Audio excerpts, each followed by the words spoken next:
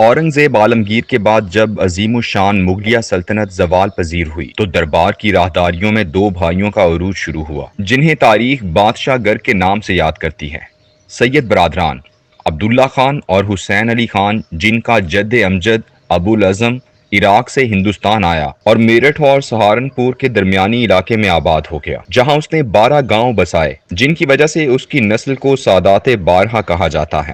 یہ خاندان محمود غزنوی سے لے کر لودھی خاندان تک ہر دربار میں اہم ترین عہدوں پر فائز رہا۔ یہ اس قدر باصلاحیت افراد تھے کہ مغل بادشاہوں نے بھی انہیں اپنے ساتھ ملا لیا۔ اکبر کے دور میں سید محمود شاہ بارہا مغلیہ فوج کے اہم ترین عہدے پر متمکن ہو گیا۔ اکبر سے لے کر عالمگیر تک ہر دور میں اس خاندان کے کم از کم 30 سے زیادہ افراد دربار میں عہدے دار ہوا کرتے تھے۔ ان دو بھائیوں نے عالمگیر کی آنکھیں بند ہوتے ہی دلی کے تخت کا کنٹرول ایسے اپنے ہاتھ میں لیا کہ پھر جسے چاہا اس پر بٹھایا اور جسے جب چاہا اتار دیا۔ اورنگزیب کے بعد 14 مارچ 1707 کو اس کے بڑے بیٹے محمد اعظم شاہ کو تاج شاہی پہنایا گیا اور صرف 2.5 ماہ بعد معزول کر دیا۔ تاریخ میں اس کا کوئی تذکرہ نہیں ملتا، بس اس کا نام اور ہمایوں کے مقبرے میں اس کی قبر ملتی ہے۔ اس کے بعد 19 جون 1707 کو دوسرے بیٹے قطب الدین محمد معظم کو تخت پر بٹھایا گیا، جو بہادر شاہ اول اور شاہ عالم کے نام سے مشہور ہوا۔ یہ شراب اور عورتوں کا رسیا تھا، جس کی وجہ سے حکومت کا کاروبار سید برادران کے ہاتھ میں آ گیا۔ دونوں بھائی اس سے بھی اکتا گئے اور 4 سال 8 ماہ 8 دن کے اقتدار کے بعد اسے فارغ کر دیا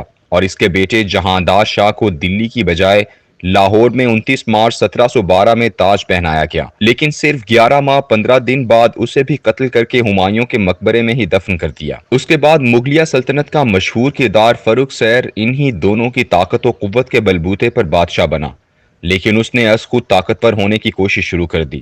اس نے اجیت سنگھ کو میواڑ کا حکمران بنایا، لیکن سید برادران میں سے حسین علی کو اس کے خلاف لشکر دے کر بھیجا اور ساتھ ہی اجیت سنگھ کو خط روانہ کیا کہ اگر وہ حسین علی کو قتل کر دے تو میں تمہیں اعلیٰ منصب عطا کر دوں گا۔ اجیت سنگھ نے لڑنے کی بجائے حسین علی کے ساتھ صلح کر لی۔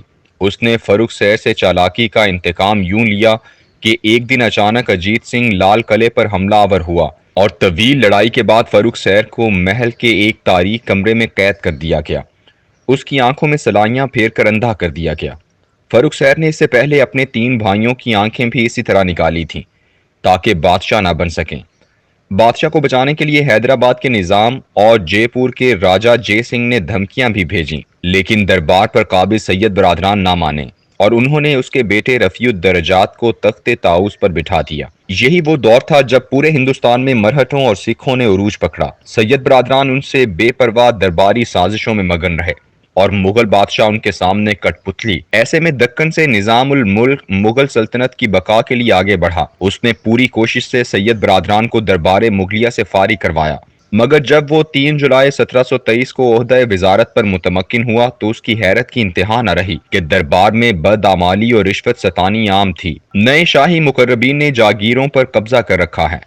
قدیم امراء بے روزگاری و افلاس کی زندگی گزار رہے تھے۔ شاہی خزانے میں افواج اور منصب داروں کو ادا کرنے کے لیے نقد روپیہ موجود نہیں۔ اس نے ایک منصوبہ تیار کیا جس کے تحت اہل لوگ کو منصب دینے، جاگیروں کی اثر نو تقسیم، رشوت ستانی کا خاتمہ اور اورنگزیب کی طرح جزیہ کے نفاذ کی تجاویز مرتب کی گئی تھی۔ اس نے تجاویز بادشاہ کو پیش کی، جسے بادشاہ نے درباریوں کے کہنے پر مسترد کر دیا۔ وہ مایوس ہو کر واپس دکن کی سمت روانہ ہو گیا۔ مرہٹے طاقتور ہو رہے تھے، مالوا اور گجرات پر قبضہ کر چکے تھے۔ نظام الملک نے 11 اکتوبر 1724 کو مرہٹا سردار باجی راؤ کے ساتھ مل کر دکن کے مغل گورنر مبارز الملک کو شکست دی اور یوں حیدرآباد ایک آزاد مملکت کے طور پر ابھرا، جبکہ دلی دربار اپنے زوال کی طرف تیزی سے بڑھنے لگا۔ وہ عظیم عمارت جو کئی 100 سال کی محنت سے مغل بادشاہوں نے بنائی تھی، چند سال کی ریشہ دوانیوں اور محلاتی سازشوں نے زمین بوس کر دی۔ پاکستانی سیاست کی کہانی بھی ایسی ہی محلاتی سازشوں اور ریشہ دوانیوں کی کہانی ہے۔ جس طرح سید برادران اپنی محنت شاخہ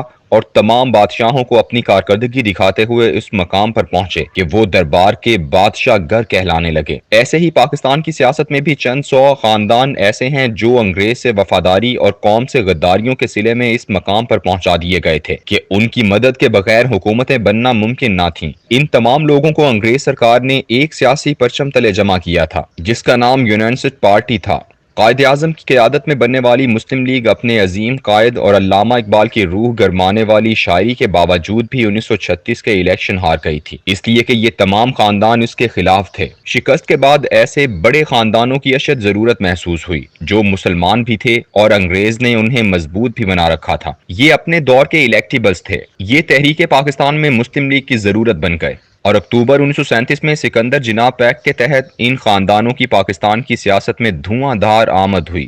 یہ وہی لوگ تھے جن کے بارے میں سردار عبدالرب نشتر نے یہ شعر پڑھا تھا: نے رنگیے سیاست دوراں تو دیکھیے، منزل انہیں ملی جو شریک سفر نہ تھے۔ یہ تمام وڈیرے سردار جاگیردار وہ ہیں جو بعد میں ہر سیاسی پارٹی میں شامل ہوئے یا کروائے گئے۔ ان سب کی لگامیں ہمیشہ سول اور ملٹری بیوروکریسی کے ہاتھ میں ہوا کرتی ہیں۔ پاکستانی سیاست میں 1947 سے لے کر 1958 تک کے 11 سال کا منظر سید برادران والا منظر ہے۔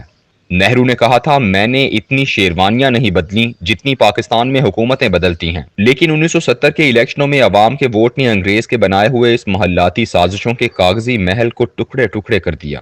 وہ بڑے بڑے نام جن کے خاندان ہمیشہ جیتا کرتے تھے، ان کا نام و نشان تک مٹ گیا۔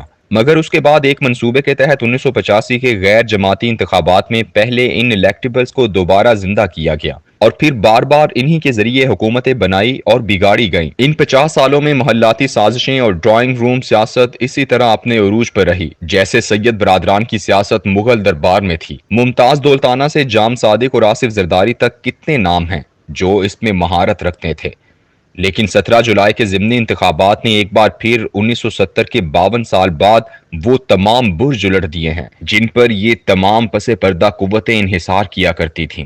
یہی تو وہ چند خاص نمائندے تھے جن کو نون لیگ میں ڈالتے تو وہ حکمران بن جاتی اور پیپلز پارٹی میں ڈالتے تو وہ طاقتور ہو جاتی، لیکن 17 جولائی کو عوام نے انہیں یوں اکھاڑ پھینکا جیسے طوفان میں درخت جڑ سے اکھڑتے ہیں۔ ان کے آباء و اجداد کو 1970 کے بعد دوبارہ کھڑا کر لیا گیا تھا، لیکن اب کی بار شاید ناممکن ہو جائے۔ اس دفعہ عوام کے تیور ہی اور ہیں۔